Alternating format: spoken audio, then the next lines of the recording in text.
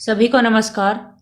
आज हम जो नाइन्थ क्लास है आपकी उसमें हिस्ट्री का चैप्टर पढ़ रहे थे, फ्रांसीसी क्रांति। उसका आगे का भाग आज हम करने वाले हैं कि जिस टाइम पे फ्रांसीसी क्रांति के लिए पृष्ठभूमि तैयार हो रही थी और लुई 16वां राजा बना, उसके बाद जो वहाँ पे राजकोष है वो खाली है, जनता परेशान है क्योंकि कर बढ़ा दिए गए, और जो आपका फ्रांस है वो युद्धों के कारण बहुत बड़ी मुसीबत में फंस गया है क्योंकि उसके पास पैसे की कमी हो गई है। और अब इस स्थिति में जनता जो है वो क्रांति के लिए तैयार बैठी है। अब इस पृष्ठभूमि में हम थोड़ा सा और भी ये समझेंगे कि समाज जो है, समाज जो आम जनता है वो किस स्थिति में है, क्या वहाँ पे चल रहा है। तो ठीक है, अब हम इसमें देखते हैं कि 1715 में जो फ्रांस की जनसंख्या थी वो कितनी थी, 2.3 करोड़ थी, लेकिन 1789 में क्या हुआ, वो 2.8 करोड़ हो गई। ठीक है, यानी कि जनसंख्या लगातार बढ़ रही है। जनसंख्या बढ़ भी रही है तो क्या होगा, अनाज उत्पादन उतना नहीं हो पा रहा है जितनी उसकी मांग काफी बढ़ गई है। ठीक है, और जो आपकी अगर अनाज उतना उत्पादन नहीं होगा और मांग बढ़ जाएगी तो क्या होगा, अनाज महंगा हो जाएगा। ठीक है, तो वहां पे पाव रोटी होती है, मतलब उसकी कीमत जो है वो क्या होगी, बहुत ज्यादा बढ़ जाएगी। और उसी तुलना में जो मजदूर है, मजदूर की मजदूरी नहीं बढ़ रही है। ठीक है, मतलब अनाज महंगा हो रहा है लेकिन मजदूरी नहीं बढ़ रही, तो आम आदमी कैसे खरीदेगा, कैसे खाएगा उसको। अब इससे क्या हो रहा है, अमीर और गरीब की खाई जो है ना वो चौड़ी होती जा रही है, मतलब अमीर अमीर होता जा रहा है, गरीब गरीब होता जा रहा है। तो अब इस स्थिति में क्या होगा, रोजी रोटी का संकट पैदा हो गया, खाने को कुछ है नहीं। अब क्या होगा कि क्रांति होगी। ठीक है, लोग भड़क उठेंगे, ऐसा यहाँ पे होने वाला है। अब जो जीविका संकट था ना, जीविका संकट मतलब क्या होता है, यहाँ पे ये डेफिनेशन भी लिखी हुई है, जब जीवित रहने के लिए न्यूनतम साधन भी खतरे में पड़ जाए। मतलब एक जिंदा रहने के लिए आदमी को क्या क्या चाहिए, वो जो कम से कम डिमांड भी होती है ना, मतलब वो भी खत्म हो जाती है, वो भी पूरी नहीं होती, उसको कहते हैं जीविका संकट, मतलब जीने का ही संकट पैदा हो जाए। और फ्रांस में ये बिल्कुल आम सी बात थी, लगभग आए दिन ऐसी होती रहती थी। ठीक है, एक डेफिनेशन और है यहाँ पे, अनाम, कि जिसका नाम मालूम नहीं है। ठीक है, अब आगे देखते हैं। अब आपको ये डायग्राम देखना है, इसमें आपको इसको पूरा करना है कि जीविका का संकट कैसे उत्पन्न होता है। ये डायग्राम करने का विशेष रूप से मतलब ये है कि आपको ये चीज अच्छे से समझ में आ जाए। तो यहाँ पे बॉक्स बनाए हुए, सबसे पहले खराब फसल, यानी कि खराब फसल अगर होगी तो उससे क्या होगा, ये सारी चीजें आपको यहाँ पे लिखी हुई हैं, इनकी मदद से ये सारे बॉक्स आपको भरने हैं। तो खराब फसल होगी, फसल खराब होगी तो क्या होगा, अनाज की कमी हो जाएगी ना, तो अन्न अभाव हो जाएगा। ठीक है, आप अन्न अभाव लिखोगे इसमें दूसरे बॉक्स में जो यहाँ पे लिखा हुआ है अन्न अभाव। अब जब अनाज की कमी हो जाएगी तो उससे क्या होगी, जब अनाज की कमी होगी तो सीधी सी बात है, कीमतें बढ़ जाएंगी। तो बढ़ती कीमत आप यहाँ पे लिखोगे। जब कीमत बढ़ जाएगी तो लोग क्या होगा, जो गरीब आदमी है वो पाव रोटी खरीद नहीं पाएगा। जब पाव रोटी वो खरीद नहीं पाएगा, वो खाना पूरा सूरा खा नहीं रहा है, तो क्या होगा, एक तरफ तो उसका शरीर जो है वो कमजोर हो जाएगा, शरीर कमजोर होगा ही होगा, हो सकता है दंगे भी भड़क जाए। तो इस वाले बॉक्स में आप लिखोगे कमजोर शरीर और दूसरे में आप लिखोगे खाद्य दंगे, खाने के अनाज के लिए दंगे होने शुरू हो जाएंगे। और जब दंगे से होने शुरू हो जाएंगे, अब यहाँ पे जब कमजोर शरीर होगा तो महामारी तो आएगी। ठीक है, तो ये यहाँ पे रिजल्ट आ गया। अब यहाँ पे जो खाद्य दंगे हो रहे हैं उसके बाद आपका क्या होगा, सेम वही चीजें होंगी, यहाँ पे मृतकों की संख्या में वृद्धि हो जाएगी। ठीक है, महामारी जब आएगी तो भी मृतकों की संख्या में वृद्धि होगी। ठीक है, तो इस तरह से आप इस डायग्राम को अच्छे से समझ लेंगे और इसको पूरा कर लेंगे। अब यहाँ पे आपको क्या समझना है कि ये हेडिंग है कि उभरते मध्य वर्ग ने विशेषाधिकारों के अंत की कल्पना की। अब उभरता मध्य वर्ग क्या है, आपको याद होगा 3 स्टेट थे, उसमें तीसरा स्टेट जो है बेटा, तीसरे स्टेट में क्या है कि आपके व्यापारी भी हैं, व्यावसायिक हैं, जो काम करते हैं वो है, पेशेवर वकील हैं, प्रशासनिक अधिकारी हैं, वो सब भी आ रहे हैं, और साथ में किसान, मजदूर, नौकर, वो सब भी आ रहे हैं। ठीक है, तो तीसरे स्टेट में कुछ लोग ऐसे हैं जो अपनी हैसियत के अनुसार काम कर रहे हैं और फिर वो आगे बढ़ रहे हैं, मतलब ये एक तरह से उभरता मध्य वर्ग तैयार हो रहा है। ठीक है, मिडिल क्लास तैयार हो रहा है यहाँ पे। किस तरह से, वो क्या करते हैं, वो व्यापार कर रहे हैं। उनमें से कुछ लोग जो है तीसरे स्टेट में व्यापार कर रहे हैं, और वो किस चीज का व्यापार कर रहे हैं, ऊनी वस्त्र का कर रहे हैं, रेशमी वस्त्र का कर रहे हैं और समुद्र पार भी व्यापार हो रहा है। मतलब कुछ चीजें तो वो निर्यात कर रहे हैं दूसरे देशों में समुद्र पार, ठीक है। और कुछ ऐसे भी लोग जो हैं जो अमीर अमीर जो फ्रांस में भी उनके सामान को खरीद लेंगे। इस प्रकार वो क्या है, मध्य वर्ग एक तैयार हो रहा है, वो धनवान होता जा रहा है एक तरह से, और उसका विकास हो रहा है। तो ये एक नया सामाजिक समूह है, ठीक है। आप इसको क्या कहेंगे, उभरते मध्य वर्ग को नया सामाजिक समूह जो है उसका उदय हो रहा है, ठीक है। ये सब ठीक है, उसमें प्रशासनिक, वकील और जो सेवा करने वाले आदमी है वो भी शामिल है। सारे पढ़े लिखे हैं, ठीक है। और इस वजह से पढ़े लिखे हैं तो वो क्या समझते हैं, वो इस चीज को अच्छे से समझ रहे हैं कि किसी के भी पास जन्म से विशेषाधिकार नहीं होना चाहिए। जन्म से विशेषाधिकार का मतलब क्या है, जो पादरी वर्ग है, जो कुलीन वर्ग है, ठीक है, जो राजा के परिवार वाले हैं या और उन्हें जन्म से अधिकार है, ठीक है, कि वहां पे अगर पैदा हो गए, आप अगर पादरी के घर में पैदा हो गए या कुलीन घर में पैदा अगर आप हो गए, तो आपको ये सुविधाएं तो जन्म से मिलेंगी। आपको कर देने की जरूरत नहीं है, आपको किसी तरह की परेशानी नहीं होने वाली, मतलब उनके ठाट बाट है, ठीक है। तो ये चाहते हैं कौन, जो मध्य वर्ग उभर रहा है, तीसरे स्टेट में जो मध्य वर्ग बन रहा है, वो ये चाहता है कि जन्म से वो जो विशेषाधिकार है ना वो खत्म होना चाहिए, वो नहीं मिलना चाहिए, और आदमी को उसकी हैसियत के अनुसार और उसकी योग्यता के अनुसार ही सुविधाएं मिलनी चाहिए, ठीक है। ये सारी चीजें जो है वो मध्य वर्ग उठा रहा है, जो कि एक नया सामाजिक समूह तैयार हुआ है।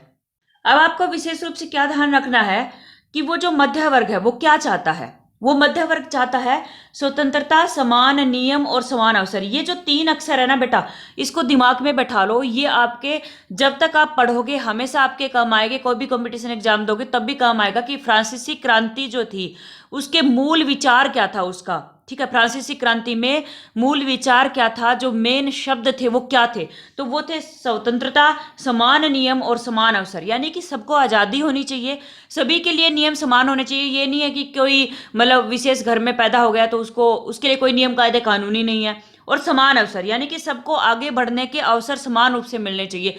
ये नहीं है कि कोई जन्म से विशेष अधिकार मिल गया, ठीक है, ये तो इस घर में पैदा हो ही गया तो उसे कुछ करने की जरूरत नहीं है, फिर भी वो बहुत मजबूत है, बहुत आगे बढ़ा हुआ है।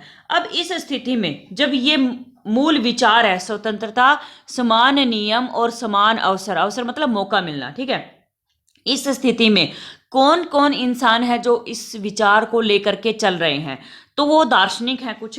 तो वो कौन कौन से थे, जॉन लॉक, जाक रूसो, और यहाँ पे जो है आपका एक और है मॉन्टेस्क्यू, ठीक है। ये 3 आदमी, इनके नाम आप नोट कर लो, जॉन लॉक, जाक और मॉन्टेस्क्यू। वो क्या चाहते हैं, वो ये चाहते हैं कि राजा को जो दैवी और निरंकुश अधिकार मिले। दैवी क्या होते हैं कि मतलब भाग्य से ही मिल गया, ठीक है, राजा के घर में पैदा हुआ तो वो राजा बन गया।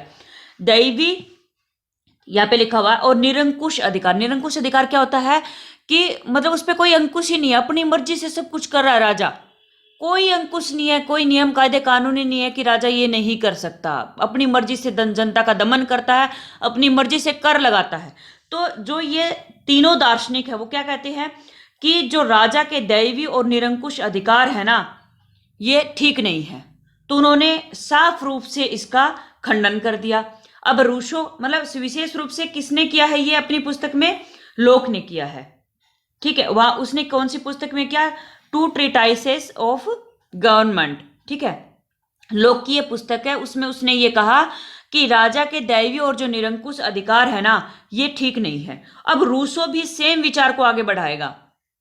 कौन सा विचार, जो लोक का है कि राजा का दैवी और निरंकुश अधिकार जो है वो नहीं मिलने चाहिए, ठीक है। रूसो भी सेम बात कह रहा है। अब उसके बाद मॉन्टेस्क्यू क्या कह रहा है, वो अपनी पुस्तक जो है the spirit of the laws में क्या कहता है कि विशेष रूप से, इसको विशेष रूप से आप नोट करना। देखिए एक तो मैंने ये 3 अक्षर बताए थे, फिर मैंने 3 दार्शनिकों के नाम बताए हैं, ये आप अच्छे से नोट कर लो। अब जो मॉन्टेस्क्यू है वो क्या कह रहा है उसको नोट करो।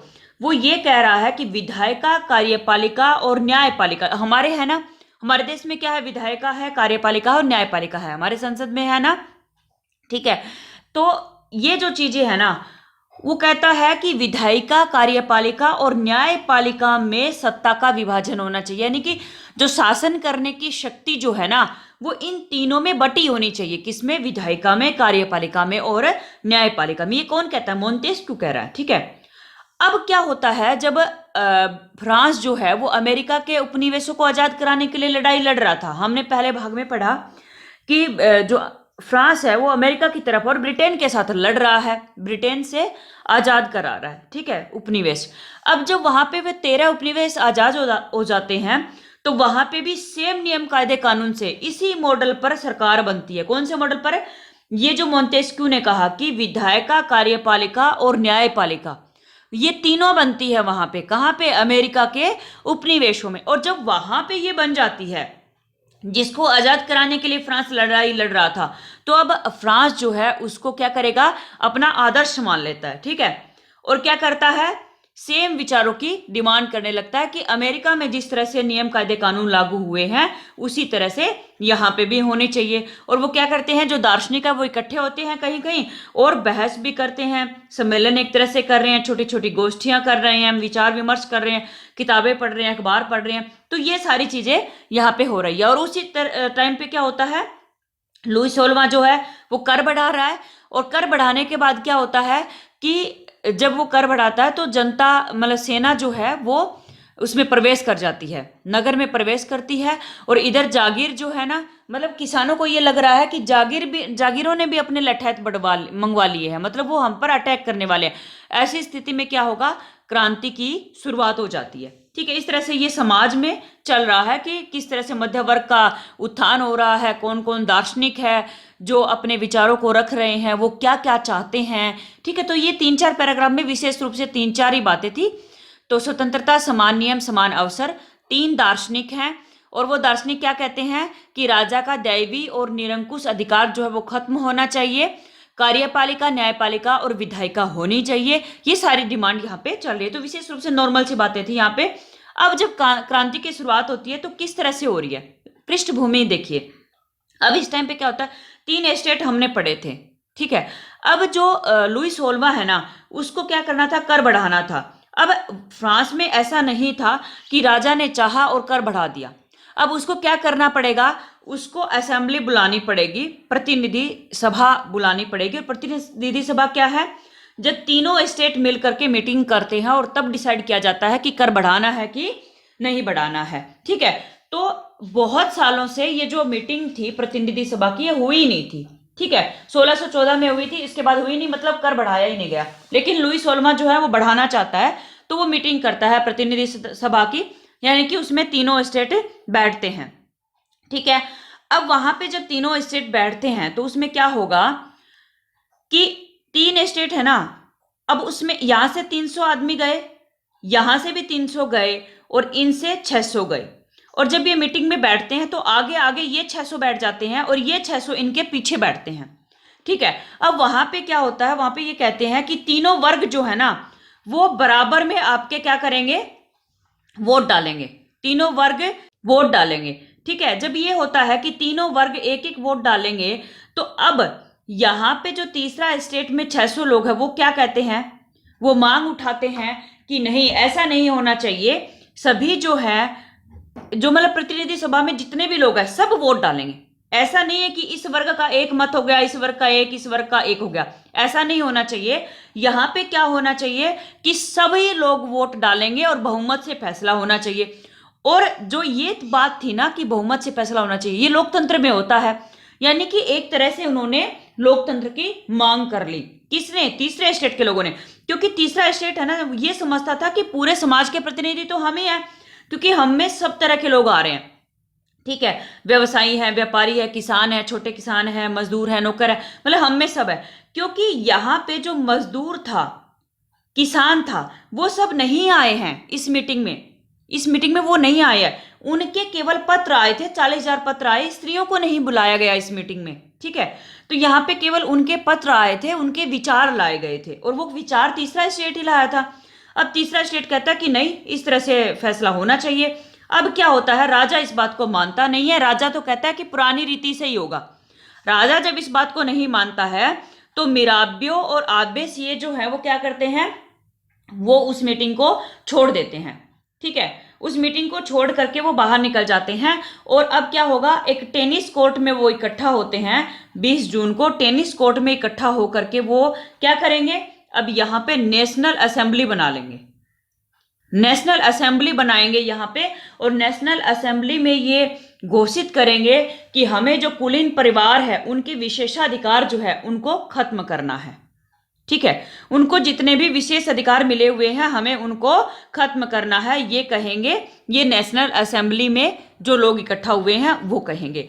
अब यहाँ पे क्या होता है, जो मिराबियो है ना बेटा, वो कुलीन परिवार से आता है। आबेस ये एक पादरी है, लेकिन इसके बावजूद वो इस चीज का समर्थन करते हैं कि सभी लोगों को समान अधिकार मिलना चाहिए। तो इस प्रकार से वो लोग क्या करेंगे, नेशनल असेंबली बनाएंगे और वहां पे क्या कहेंगे, जब तक संविधान की घोषणा नहीं हो जाती तब तक नेशनल असेंबली जो है वो क्या नहीं होगी, भंग नहीं होगी। ठीक है, और अब इसी स्थिति में राजा क्या करता है, इधर नेशनल असेंबली मीटिंग कर रही है और उधर राजा क्या करेगा, राजा की सेना उसमें प्रवेश कर जाती है और इधर जागीरों के लठात आ जाते हैं। तो जनता को ये लगने लगता है कि राजा जो है ना वो हमारे पे अटैक करने वाला है। ठीक है, इस स्थिति में और जब पाव रोटी महंगी हो जाती है तो बहुत सारी फ्रांसीसी क्रांति जो है वो एक तरह से बन ही गई है, ऐसा माहौल वहां पे हो गया।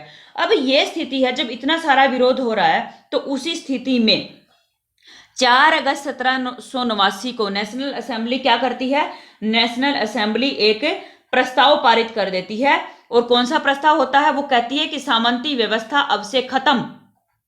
नेशनल असेंबली 4 अगस्त 1789 को क्या प्रस्ताव पारित कर रही है, वो कहती है कि नेशनल असेंबली जो सामंती व्यवस्था है वो खत्म हो गई।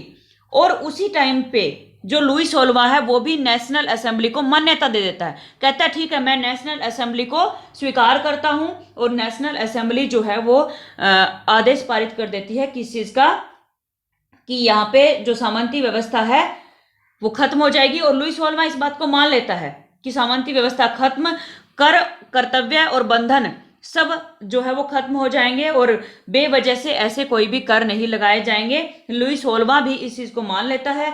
धार्मिक कर को भी समाप्त कर दिया जाता है, मतलब ये जो पादरी वर्ग कर ले रहा था ना धार्मिक कर, वो भी समाप्त हो जाता है। और चर्च की जो भूमि होती है उसको भी जब्त कर लिया जाता है, चर्च की भूमि को। और जब चर्च की भूमि को जब्त कर लिया जाता है तो उससे 20 अरब लिब्रे की संपत्ति सरकार को प्राप्त हो जाती है। उससे क्या होगा, सरकार मजबूत हो जाएगी। ठीक है, ये सारी फ्रांसीसी क्रांति के टाइम पे ऐसा सब कुछ हो रहा है। ठीक है, नेशनल असेंबली बन गई है, उसको राजा ने स्वीकृति दे दी है, सामंती व्यवस्था का उन्मूलन हो गया है। अब आगे क्या होगा वो अगली वीडियो में देखते हैं। अगर ये वीडियो पसंद आए तो लाइक शेयर और सब्सक्राइब कीजिए और इससे संबंधित जो भी सुझाव हैं वो आप हमारे कमेंट बॉक्स में लिख सकते हैं। धन्यवाद।